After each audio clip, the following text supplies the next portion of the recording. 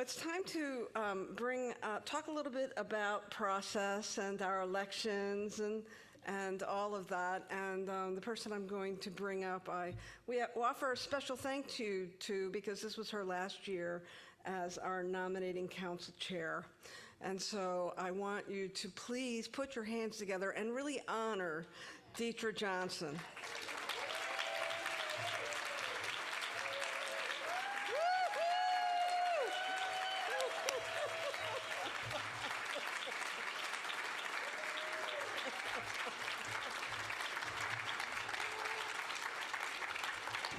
Thank you. It has been my honor to serve in this role.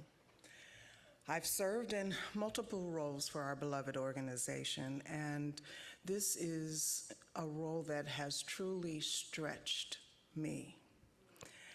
And being in service is an honor for our organization, and I just want to say thank you to all of the leaders that I have worked with over the past 3 years, and that includes Home Office. The work that Home Office does for us, a lot of times we take for granted. But I've had the opportunity to work with Home Office and the dedicated, heartfelt service that they provide to us. And I just want to say thank you to the Home Office. I want to say thank you to our leaders. Over my years of service, it has been an opportunity to learn about myself, as well as learning how to work in collaboration with our leaders. So the first thing I'd like to do as a part of my last presentation, I'm hitting the green button, but nothing is happening. Ah, the one above. There's 2 green buttons. Okay. So first of all, this year's nominating council members include Reverend Alice Reed, Robin Olmsted Rice, I know she's here somewhere, Claudette Gadsden, Reverend Sharon Mitchell, and Reverend Melanie Patton Copart.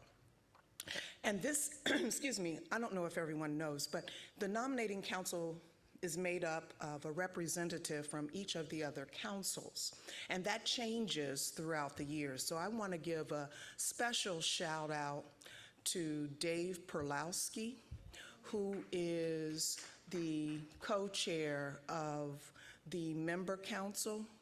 He served on the nominating council with me for 2 other years, and I'm telling you, that man is dedicated to service. So I had to give a special shout out to him. As well as Reverend Stacy's also served as well. So, okay, I gotta hurry up. Okay, so accomplishments for this year. We've had 1 minister appointment to the Leadership Council and 1 member appointment, and 1 member council appointment in this year, 2024. And we talk about the utilization of Microsoft Teams, that is a platform that is used by Home Office. And then we put into place this year, thanks to Reverend Sharon, I have to give her a special shout out as well, because she helped us integrate the scheduling of the interviews in Zooms and integrated that process. There's a lot that happens behind the scenes to make the election and the candidate process happen. So I want to give a special shout out. And as it relates to how we go about doing things, I put this quote in here: the way to get started is to quit talking and begin doing. And I need to make a plea to every single minister in this room. And that plea is to ensure that when you speak to your congregation on Sunday, I want to ask you to make sure your congregation knows that you are a part of a global organization. We are centers for spiritual living. And I have just moved to California, and I've probably been to 15 different centers, and I would say only 50% of them have made that statement, that we are a part of a global organization. And that becomes important when you begin to stop and think about who you want to represent you in leadership. And if everyone doesn't know that they're a part of a global organization, the opportunity for us to have a fresh, new approach to moving into and evolving into the next generation, it can reduce our opportunities for growth and evolution.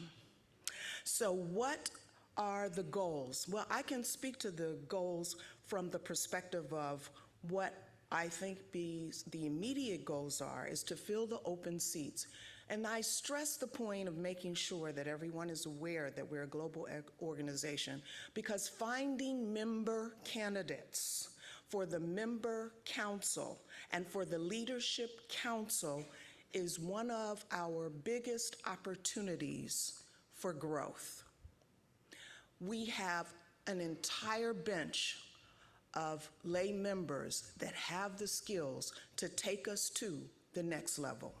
So I'm encouraging the ministers, I said that already, but I'm gonna say it again. Okay, inform your members that they are a part of our larger organization, and inspire your members to serve in leadership for CSL. And thanks to each of you for being the leaders for CSL. So, creating a world for everyone includes sharing and collaboration of your time and borrowing knowledge of reality from all sources. We've been talking about diversity and inclusion.